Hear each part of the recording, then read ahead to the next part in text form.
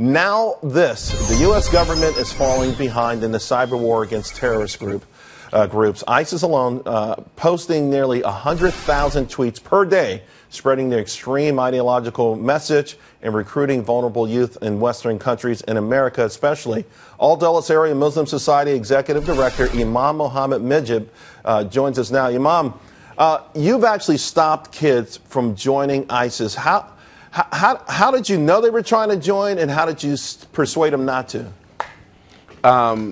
The family of those young people, they bring them for counseling. When they see that, they start in having ideas and thoughts that may be troubling. And therefore we address the ideological aspect of the recruitment, but we have to look into the entire process of recruitment, which is isolation. They isolate the young person from their family, from their mosque, and the recruitment takes place online.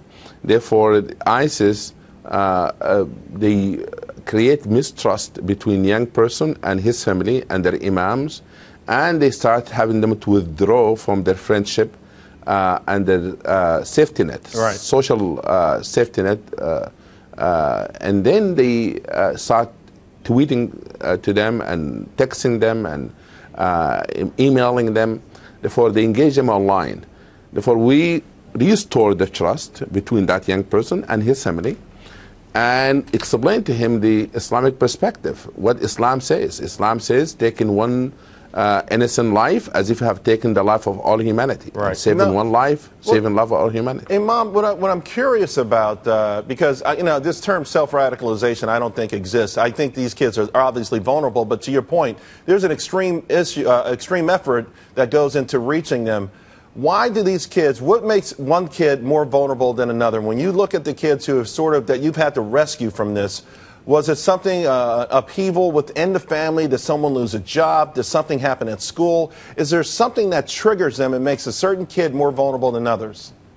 Yes, some kids, they seek to understand Islam online rather in the mosque. And the vulnerability here comes from the lack of understanding of Islam, of the religion of Islam. And therefore, that curiosity, being curious of studying Islam online without proper guidance, sometimes it could be an issue. Right. But also, there's an emotional issue, there's psychological issue. The same vulnerability of a child that might join the gang, and the same vulnerability of a person join ISIS. There's a similarity. What about we now have reports out that global support for ISIS is just so much bigger than anybody ever knew before. We're talking as many as 42 million Muslims around the world have positive feelings toward this terror group that beheads people and displaces people. Why is there so much sympathy for ISIS within the Muslim community? Because it seems to a lot of people here that's one of the barriers to stopping terrorist acts, because they're actually shielded by the good Muslims who, for some reason, though, don't see them as a threat. First of all, the statistic is questionable of 42 million people, but one is too many for me. Right. And therefore, what I see that ISIS is targeting a very small percentage of Muslims around the world. The majority of Muslims around the globe are against it, including Muslims who are in Iraq and in Syria.